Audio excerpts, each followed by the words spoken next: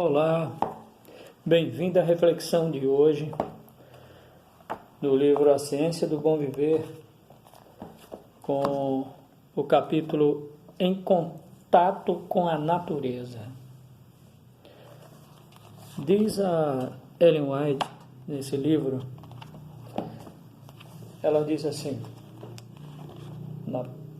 nesse capítulo, falando sobre o contato com a natureza, ela diz: o Criador escolheu para os nossos primeiros pais o ambiente que mais convinha à sua saúde e felicidade. Não os colocou num palácio, nem os rodeou dos adornos, dos luxos artificiais que tantos lutam hoje em dia por obter. Pô-los em íntimo contato com a natureza, em estrita comunhão com os santos e seres celestiais. Ou seja, o plano de Deus sempre foi o homem viver em meio à natureza. Esse foi o primeiro lar dos nossos pais. Adão e Eva foi colocado num ambiente muito agradável, em contato pleno com a natureza. Isso traz saúde física, mental e espiritual. Os seres humanos gostam de formar e viver nas grandes cidades. Mas o plano de Deus sempre foi o homem estar em contato com a natureza. A natureza é algo surpreendente. E ela continua dizendo, estou pegando aqui alguns tópicos do capítulo, ela diz assim: o ar carregado entre outras coisas, que ela vem falando aqui, de gases venenosos e de germes de doenças. As cidades estão cheias disso.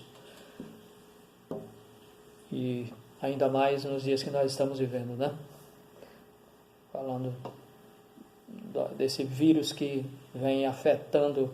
Imagine, as pessoas que vivem nas grandes cidades estão mais sujeitos a essa doença. Quem está em contato com a natureza, mas nos lugares protegidos pela natureza, eles são privilegiados. Então Deus sempre teve esse plano de o homem estar em contato com a natureza, viver em meio à natureza. Nós necessitamos disso. E aqui um outro tópico que ela fala, um outro ponto aqui, ela diz: a natureza é o médico de Deus. Olha, a natureza é o médico de Deus.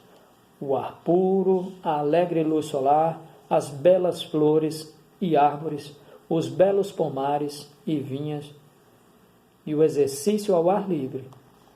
Nessa atmosfera são transmissores de saúde, o elixir da vida. Olha, ela chama o elixir da vida.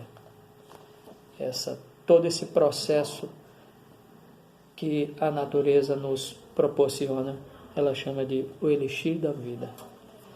Ainda diz: há vivificantes propriedades no bálsamo do pinheiro, na fragrância do cedro e do abeto e outras árvores. Não conheço aqui essa árvore.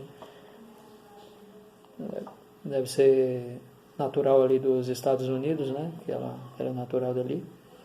Mas ela fala e de outras árvores, né? Fala que outras árvores têm também propriedades curadoras ou curativas. São propriedades que a natureza traz para nós, saudáveis, a fragrância que sai dessas árvores, sem contar com as folhas, né, que podemos fazer bons remédios eficientes, né?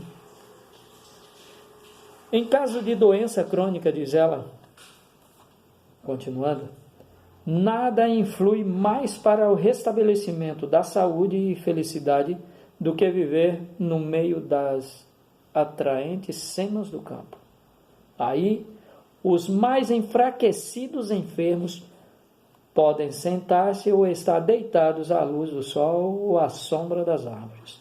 Basta-lhes levantar os olhos para verem sobre si a folhagem magnífica, uma suave sensação de repouso e alívio os envolve quando ouvem o murmúrio da brisa.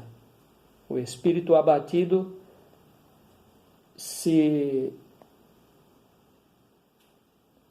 o espírito abatido revivem. As forças que se esgotavam se refazem. Inconscientemente, o espírito inunda-se de paz e o pulso febril torna-se mais calmo e regular. À medida que os doentes se fortalecem, vão se aventurando a dar alguns passos para colher delicadas flores, preciosas mensageiras do amor de Deus à sua família sofredora neste mundo. Devem ser feitos planos a fim de conservar os doentes ao ar livre. Olha o conselho. Procurai alguma ocupação agradável e fácil para os que podem trabalhar. Fazei-lhes compreender quão agradável e salutar é esse trabalho ao ar livre. Entusiasmai-os a encher os pulmões com ar. Ensinai-os a respirar fundo e a exercitar os músculos abdominais quando respiram e falam. Eis um hábito que lhes será de valor incalculável. Ela colocando aqui o exercício de respiração, que oxigena o cérebro que está doente, oxigena todo o corpo, ou seja, o doente se beneficia físico e mental. E espiritual também, porque está ali em contato com a criação de Deus. O exercício ao ar livre devia ser prescrito como necessidade vital. E para tal exercício, nada há melhor do que o cultivo do solo. Dai aos pacientes canteiros a cultivar, ou fazei-o trabalhar no pomar ou na horta. Claro que dentro das condições, de cada um. Levando-os assim a deixar seus quartos e a passar o tempo ao ar livre, a cultivar flores ou a fazer algum outro trabalho leve e agradável. Sua atenção será afastada de si mesmos e de seus sofrimentos. Importantíssimo, conselho. Continua ela. Quanto mais o paciente puder ser conservado ao ar livre, de menos cuidados necessitará. Quanto mais agradável for o ambiente, mais se encherá de ânimo. Encerrado numa casa, embora alegremente mobiliada, torna-se nervoso e sombrio. Rodeai-o das coisas da natureza, colocai-o onde possa ver desabrochar as flores e ouvir o trinar os pássaros. E então seu coração cantará em uníssono com as canções das aves. O corpo e a alma experimentarão alívio. A inteligência despertará, a imaginação será estimulada e preparado o espírito para apreciar a beleza da palavra de Deus. Em contato com a natureza, o homem está mais perto de Deus. Na natureza, os doentes sempre encontram algo com que afastar a atenção de si mesmos e dirigir seus pensamentos para Deus. Rodeados de suas maravilhosas obras, seu espírito é elevado das coisas visíveis para as invisíveis.